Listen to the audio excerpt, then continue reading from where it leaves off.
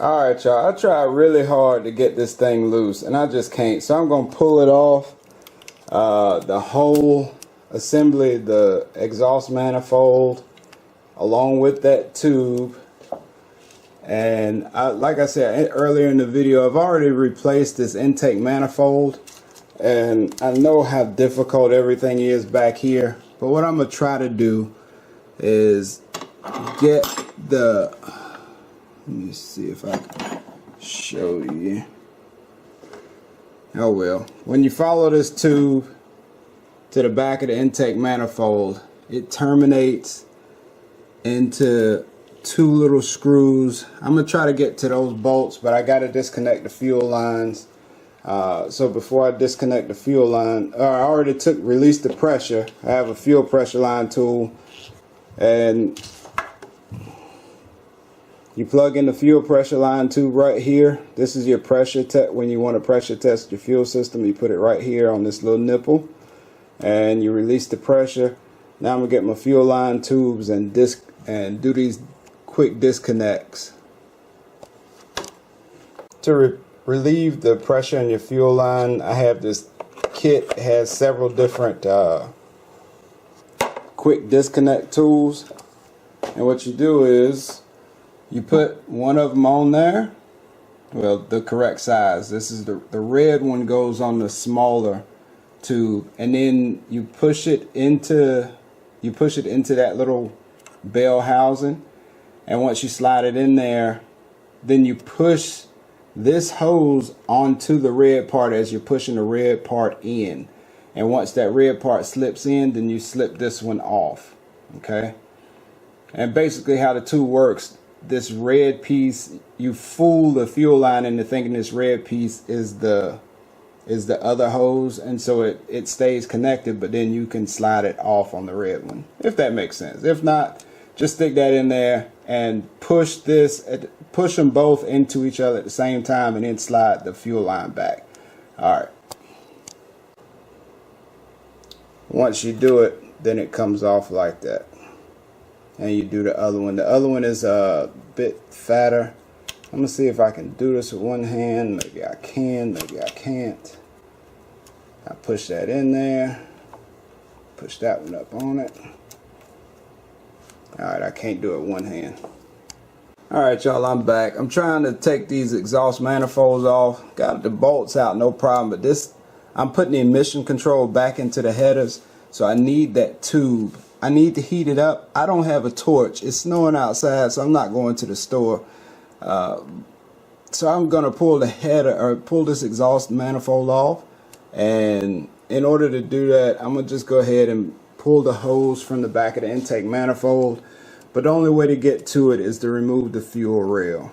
So it's an easy enough job to remove the fuel rail. I didn't feel like it, but I'm going to do it anyway.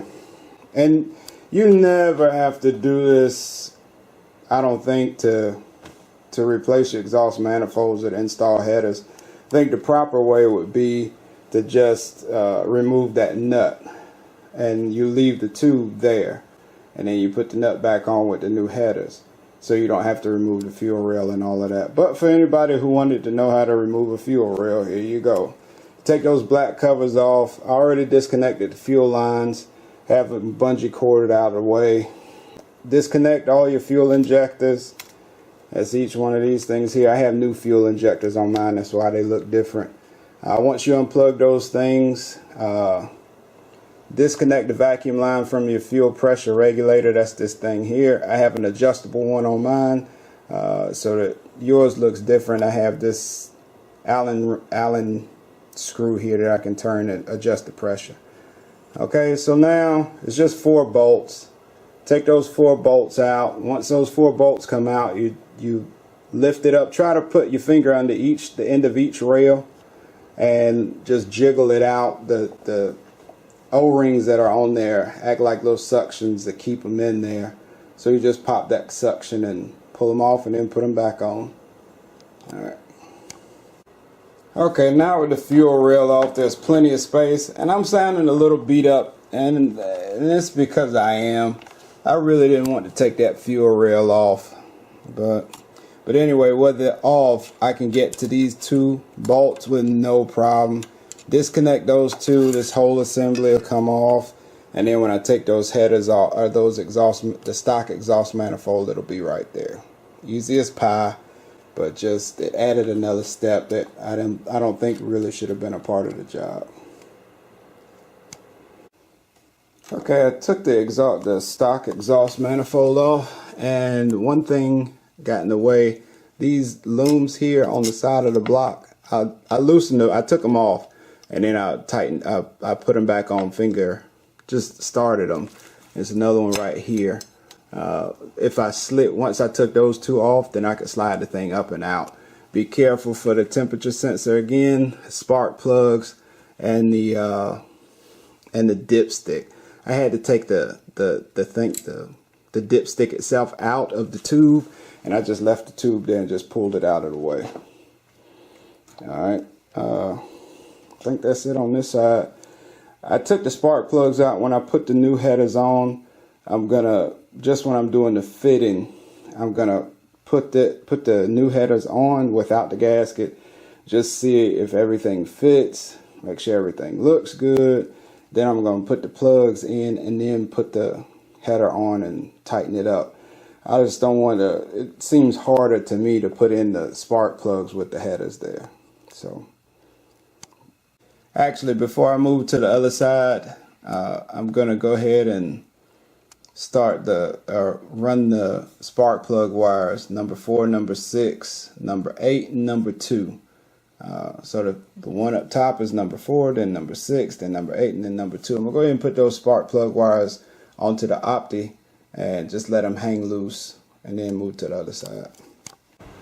Alright y'all, I've run into a bit of a pause now. These last 2 bolts in the back, I know I can get this one, inshallah I'll be able to get that one, but those last 2 in the back, I just soaked them with PB Blast. I'm gonna let them sit overnight. I don't want to beat on them and break the head off of them. So it's so hard getting back there. I've been using an 18-inch extension and going. I moved the battery out the way and I'm going from the battery platform over there. I already loosened all of the spark plugs. I think I'm gonna drop this from the bottom. This exhaust head, this stock exhaust. Stock exhaust I'm gonna drop from the bottom so I don't bump into them wire looms right there and right there. I'm thinking if I try to pull them off, it's just a headache. But if it's a problem putting it on from the bottom, I pull the spark plugs, pull it, I let it drop, and then put the other ones in, then put the spark plugs in. After that header goes on. Now I'm gonna go ahead and start reassembling I'm gonna put the idler back on because I only had that idler off so I could do the spark plug wires. Alright y'all, I got some of these bolts out with no problem out of this exhaust manifold. I'm leaving this one in right now just to hold the exhaust manifold, but these 2 back here, I put my impact wrench on both of them and it just beat it, and I was like, I cannot break these 2 off, because if I break them off, then the only way to get to them, you can't drill them out, because I'm talking about if I broke them off flush with the head. If I broke them off flush with the head, then you know, I hate to say I'm short. I'd be short, but pun intended, because it would be broke off in the head. The only way to get them out is to use easy out, but to get in there you'd have to drill it. And so the only way to fix it, if you break these 2 off flush with the head, is to take the head off and have a machine shop pull it out, or to do it on your bench, I guess. But that would not be cool, so inshallah that won't happen. But what I'm gonna do, I tried already using a hacksaw blade by hand, moving it up and down to cut it, you know, and that was just taking so long. So I'm gonna put my Sawzall on it and see if I can get the Sawzall to take it off. Hopefully it's gonna fit. Once I take those heads off, the heads of the bolts off, both heads of the bolts off, then I'll slide this thing off. The studs will be left on, and I use the stud extractor, inshallah, to pull them off.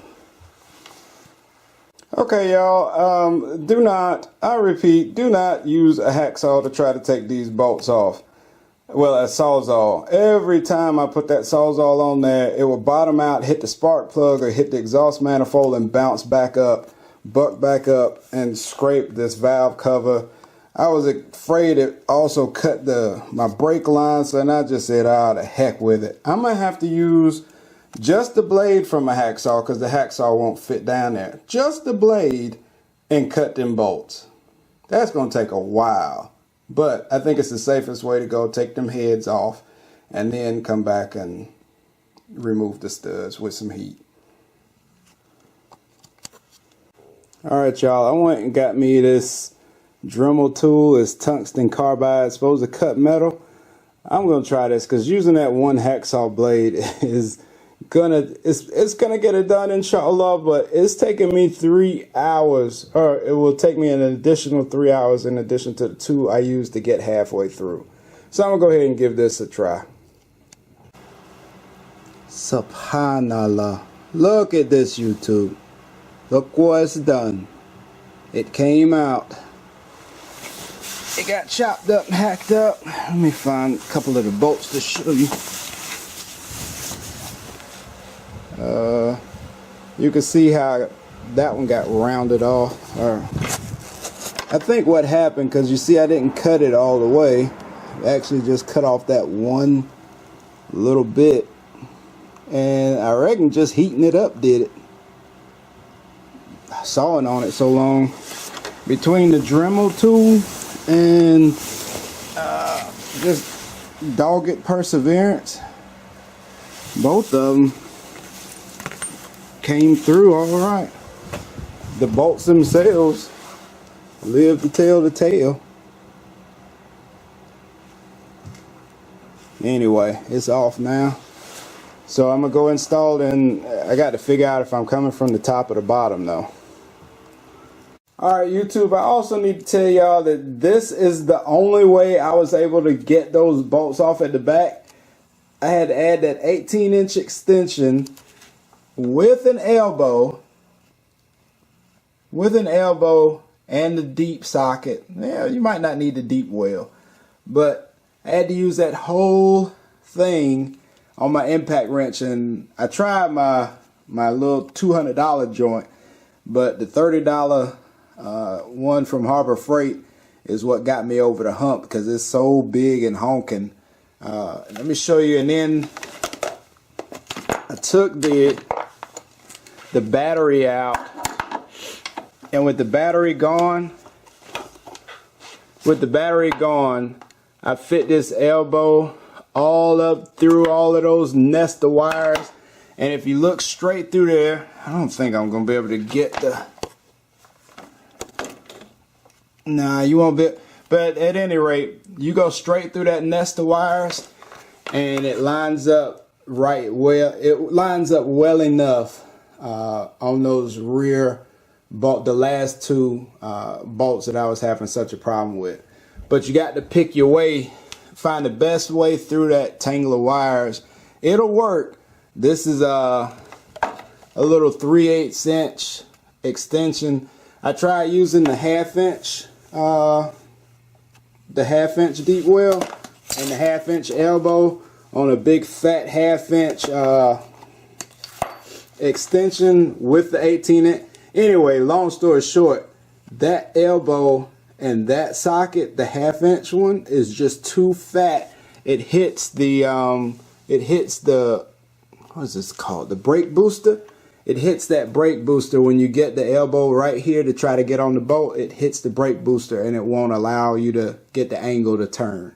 So use the 3/8 inch ratchet and the 3/8 inch extension, and then I just had an adapter that I put on it, and I was able to use it with my half-inch gun, because you need half-inch power, but you have to use the 3/8 inch extensions and sockets. So remember that for those last two up against the firewall, and actually the third one, it was one right there in the middle. I also needed that half-inch for my little gun. Worked on these three at the front. They were pretty easy, but you get on funny angles here and need elbows and extensions on the back. And if you need to hear all that again, just press rewind.